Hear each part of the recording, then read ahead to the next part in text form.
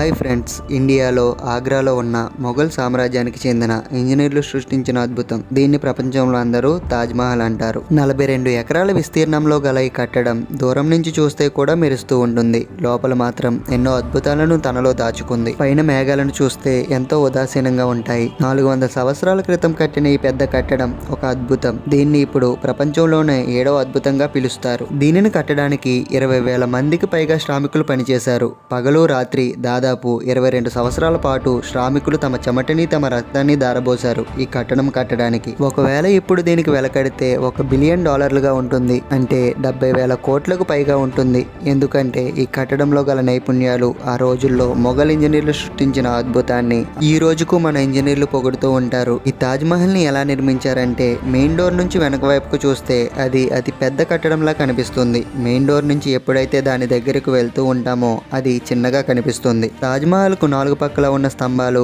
బయటకు వంగి ఉంటాయి. బయట నుంచి చూస్తే అవి లోపలికి వంగినట్టు కనిపిస్తాయి. ఆ స్తంభాలు అలా బయటకు వంగినట్టు కట్టడానికి గల కారణం, ఒకవేళ భూకంపాలు వస్తే అవి బయటకు పడిపోతాయి. దానితో తాజ్మహల్ కి ఎలాంటి ప్రమాదం ఉండకూడదని, ఎట్టి పరిస్థితుల్లో కూడా తాజ్మహల్ కి చిన్న మచ్చ కూడా పడకూడదని అప్పుడు కట్టిన వారు భావించారు. స్టీల్, కాంక్రీట్ లాంటివి లేనప్పుడు ఇలాంటి అద్భుతాన్ని, అలాగే పైన ఉన్న 40 మీటర్ల డూమ్ ని ఎలా నిర్మించారు, ఇవన్నీ కూడా ఈ వీడియోలో తెలుసుకుందాం. అందుకని ఈ వీడియోని ఎక్కడా స్కిప్ చేయకుండా ఎండ్ వరకు చూడండి. ఓకే, ఇంకా స్టార్ట్ చేద్దాం. ఆ ఆలోచన 1607 అంటే మొఘళ్ళు పరిపాలిస్తున్న కాలంలో సంయుక్తంగా ఉన్న ఇండియా అండ్ పాకిస్తాన్లో మొదలైంది. మొఘల్స్ రాజవంశంలో అందరికన్నా చిన్నవాడైన కొడుకు షాబుద్దీన్ మహమ్మద్ కొరబ్ 15 సంవత్సరాల వయసు రాగానే ఆగ్రాలో ఒక రాజప్రసారంలో బ్రహ్మాండమైన విందు ఏర్పాటు చేశారు. ఈ కొడుకంటే రాజుకు ఎంతో ఇష్టం. అందుకని ప్రతి సంవత్సరం కొడుకు పుట్టినరోజుకి వజ్రవైడూర్యాలు బహుమతిగా అందజేసేవాడు. అది ఎలా అంటే, కొడుకు ఎంత బరువు ఉంటే అంత బంగారాన్ని ఇచ్చేవాడు. కానీ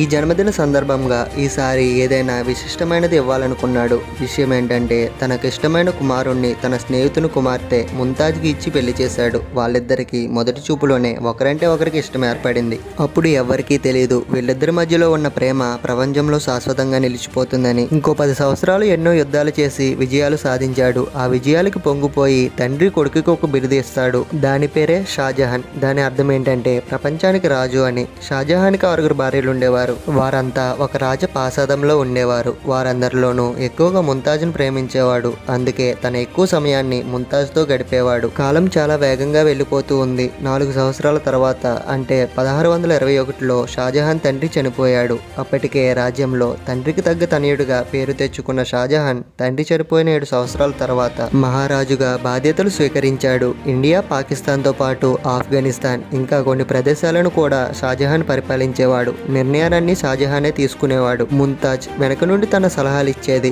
ఈ సంతోషం ఎక్కువ రోజులు ఉండదని ఎవరికీ తెలియదు. షాజహాన్ బాధ్యతలు తీసుకుని సంవత్సరమైంది. ఈ లోపలే శత్రువులు దాడి చేశారు. దాదాపు 2 సంవత్సరాల పాటు యుద్ధం కొనసాగింది. దానిలోనూ షాజహాన్ పూర్ణ విజయం సాధించాడు. ఈ విజయం ఆస్వాదించకుండానే షాజహాన్కు ఒక చెడు వార్త వచ్చింది. తన ఇష్టసఖి అయిన ముంతాజ్ తన 14వ సంతానానికి జన్మనిస్తూ ఉండగా ఆమె పరిస్థితి విషమించింది. 17 జూన్ 1631లో ముంతాజ్ చనిపోయింది. ఈ ప్రభావం షాజహాన్ మీద బాగా పడింది. షాజహాన్ జీవితం చీకటిలోకి వెళ్ళిపోయింది. షాజహాన్ 8 రోజుల పాటు ఆహారం తీసుకోలేదు. 2 సంవత్సరాల పాటు అత్తరు కూడా వాడలేదు. ముంతాజ్ చనిపోయే ముందు తన ఆఖరి కోరిక తన స్మారక చిహ్నం ఒక అందమైన ప్రదేశంలో ఉండాలని, భార్య కోరిక తీర్చడానికి మిగిలిన సమయాన్ని, తనకున్న ధనాన్ని వినియోగించాలని షాజహాన్ నిర్ణయించుకున్నాడు. 1632లో తాజ్మహల్ నిర్మాణానికి పూనుకున్నాడు. షాజహాన్ 20,000కు పైగా శ్రామికుల్ని, శిల్పుల్ని, వివిధ రకాల నైపుణ్యం గలవారిని ఒక దగ్గర చేర్చారు. యమునా నది తీరాన తాజ్మహల్ నిర్మాణానికి పూనుకున్నాడు. కానీ అక్కడ కట్టడం చాలా కష్టం.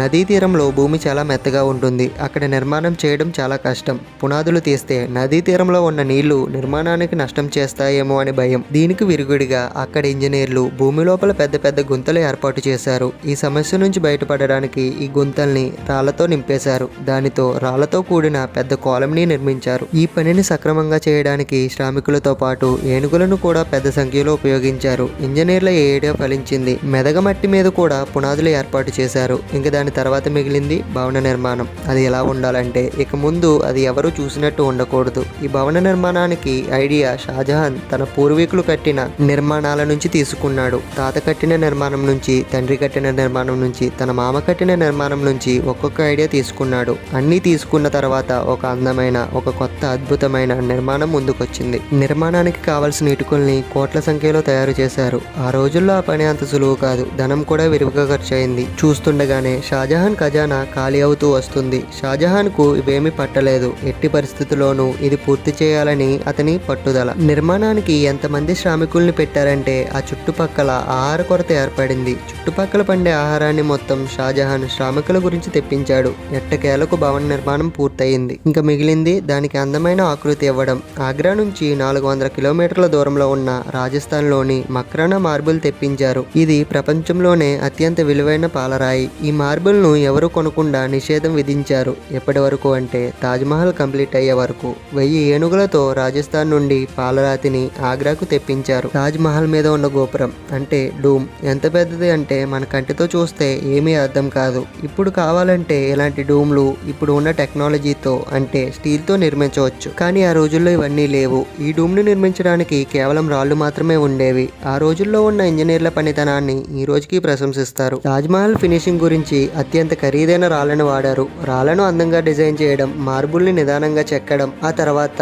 అందమైన రాళ్లను దాంట్లో పెట్టడం, ఇదంతా చాలా అద్భుతంగా కొనసాగింది. ఇది అనుకున్నంత తేలిక కాదు. షీరా లెమన్ జ్యూస్ ని ఈ రాళ్ళు అతికించడానికి వాడినట్టు రీసెర్చ్ లో తెలిసింది. ఇప్పుడు తాజ్ మహల్ రినోవేషన్ కి కూడా ఇదే వాడుతున్నారు. మహల్లో ఉన్న మరో ప్రత్యేకత, ఇది రోజులో 4 సార్లు తన రూపాన్ని మార్చుకుంటుంది. సూర్యుడు ఉదయించే ముందు బ్లాక్ షేడ్ ని, సూర్యుడు అస్తమించిన తర్వాత లైట్ ఎల్లో పింక్ కలిగి ఉంటుంది. అదే మధ్యాహ్నం పూట అయితే దీన్ని చూడడానికి 2 కళ్ళు సరిపోవు. నీలి ఆకాశంలో ముత్యంలా మెరిసిపోతూ ఉంటుంది. అదే సన్సెట్ అయ్యే టైంలో బంగారం రంగులో మెరిసిపోతూ ఉంటుంది. 22 సంవత్సరాల తర్వాత అంటే 1654లో దీని నిర్మాణం పూర్తయింది. షాజహాన్ తన భార్య స్మృతితో ప్రపంచంలోనే అత్యంత అందమైన నిర్మాణాన్ని చేయగలిగాడు. ఈ నిర్మాణానికి తాజ్ మహల్ అని పేరు పెట్టాడు. ప్రతి సంవత్సరం తన భార్య చనిపోయిన రోజున తాజ్ మహల్ ని చూస్తూ యమునా నది తీరాన షాజహాన్ తన సమయాన్ని గడిపేవాడు. ప్రవేశ ద్వారం వద్ద అందమైన నగిషాలు చెక్కారు. మొత్తానికి అందమైన నిర్మాణాన్ని కంప్లీట్ చేయగలిగాడు షాజహాన్. కానీ తన సామ్రాజ్యాన్ని పతనావస్థలోకి నెట్టేశాడు.